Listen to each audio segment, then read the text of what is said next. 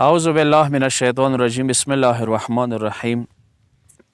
قابل قدر سامعینو ناظرین، یوه بله مسله څه هغه ډېره حساسه ده. مخکې د مو اشاره کړې وه دې حوالې ته، څه دا ښځې و میړه حوالې سره څه کله د ښځه جوړېږي، شوهر جوړېږي، دې دپاره که څه موږ تاسې شیعه یو مسلمان بنیاد باندې څو پورې څه نکاح صیغې نه دي الوستې شوي، دا ښځه دې دپاره ښځه یو محرم نشي ګڼلی، محرمیات کې نشي ورسره تللی، ماسې نه محرمه دی.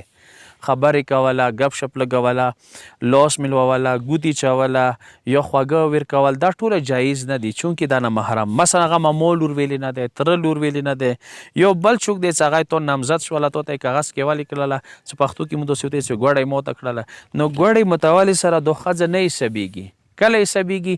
کله چې تو هغه منځ کې د نکاح صیغې ولوستلې شولې، هغه نه بعد دی تو ښځه شوله یا بیوي ورته یې څه ورته یایي، بیا تاسې که فون باندې ټلیفون باندې ګپ شپ لګوئ یا لاس ورسره میلاو کړو یا د ګوتې وکړو چله تو دپاره جایزه چونکې تو ښځه شمېرېږي.